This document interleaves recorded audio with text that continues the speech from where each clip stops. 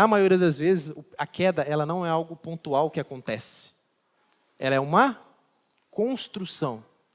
A queda de hoje, geralmente, começou a ser construída lá atrás.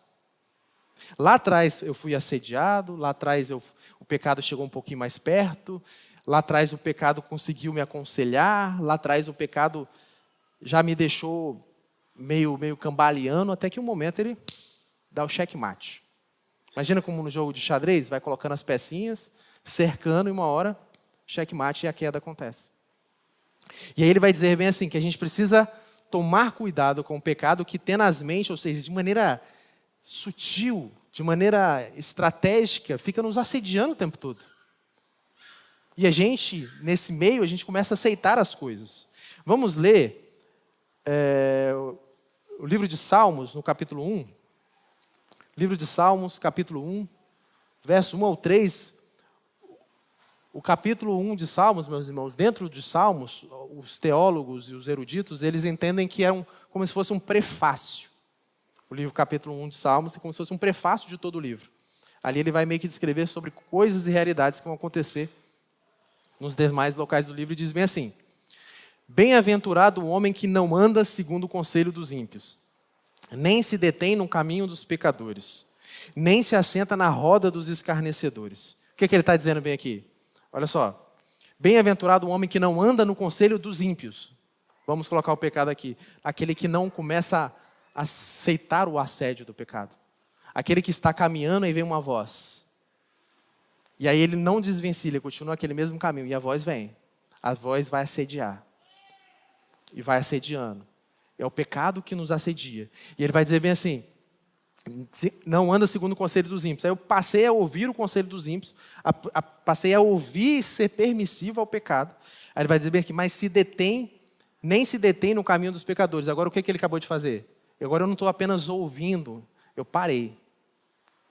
Eu parei para o pecado. Eu parei para considerar o pecado. Então aqui o pecado está me chamando e eu não fiz nada para resolver esse problema. E aí, dado o momento, esse pecado me assedia de tal forma que eu considero o pecado. E eu considerei o pecado. Só que chega um momento em que ele vai dizer bem assim: nem se assenta na roda dos escarnecedores. O que eu acabei de fazer? Eu passei a ter comunhão com o pecado. A imagem mais forte da Bíblia sobre comunhão é mesa. Se assentar à roda dos escarnecedores é falar: agora eu estou tendo comunhão com aquilo que está acontecendo ali. Então eu não resolvi o pecado quando ele me assediou. Não resolvi o pecado quando eu parei para considerar. E se? E agora eu estou dentro do pecado. E é isso que ele está dizendo. E ele vai falar que bem-aventurado é quem não faz essas coisas. Ou seja, feliz é quem não faz essas coisas. Não anda segundo o conselho dos ímpios, não se detém no caminho dos pecadores e nem se assenta na roda dos escarnecedores. E vai dizer: antes o seu prazer está na lei do Senhor. E na sua lei medita de dia e de noite, pois será como a árvore plantada junto a ribeiros, de águas, a qual dá o seu fruto no seu tempo, as suas folhas não cairão, e tudo o quanto fizer prosperará. Ele faz o quê? Uma diferença. Bem-aventurado é aquele que primeiro não se deixa dominar pelo pecado, que tenazmente nos assedia. Depois ele vai dizer bem assim: que o seu prazer está na lei do Senhor, ou seja, prazer está na lei, meditar, aqui ele está dizendo da prática, ele não está dizendo apenas de você apenas ouvir a lei do Senhor. Não é sobre apenas você ser aqui uma pessoa que senta no culto, mas quem medita de verdade, quem que vive de verdade com o Senhor. E ele vai falar aqui: o seu prazer está na lei do Senhor, e essa pessoa será o que, meus irmãos? Uma árvore plantada junto ao ribeiro. O que isso está falando aqui? De constância. Ele está dizendo de permanência. Você está permanentemente junto ao ribeiro. Quem é o ribeiro? Cristo. Aqui fazendo uma alegoria simples, tá? Mas é estar enraizado em Cristo. Só que tem uma palavra que é muito mal interpretada aqui, que diz que esse que está plantado junto ao ribeiro e bebendo de Cristo o tempo todo, porque o prazer dele está na lei do Senhor, tudo quanto fizer prosperará. Amém? Isso aqui não está dizendo que agora que você está em Cristo, que você medita na lei do Senhor de dia e de noite, que você não anda sobre o conselho dos ímpios, nem se assenta na roda dos escarnecedores, ele não está dizendo que tudo vai acontecer de maravilha na sua vida. Ele não está dizendo que tudo que você fizer com as obras da sua mão prosperará no sentido de, a partir de agora, nossa, é de glória em glória. Não é. Não é isso que ele está dizendo.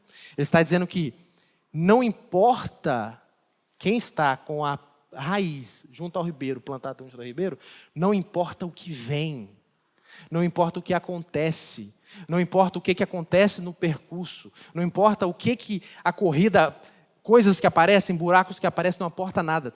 Tudo vai chegar ao fim ao qual o Senhor determinou que aconteça. Tudo prosperará. É como Paulo diz que todas as coisas cooperam para o bem daqueles que amam a Deus. Porque todas as coisas cooperam. Sejam as boas, sejam as ruins. Mas por que tudo prosperará? Porque existe uma permanência. Existe um foco.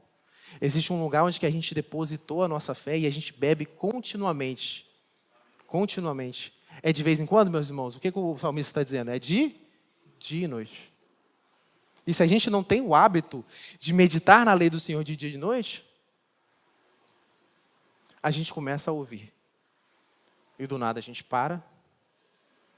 E do nada a gente já tem comunhão com aquilo que a gente não poderia ter comunhão. O fluxo da sedução do pecado, aqui, ele é colocado em paralelo com aquele que está enraizado em Cristo. Porque quem está enraizado em Cristo é um bem-aventurado, porque não se detém no caminho dos pecadores. Amém?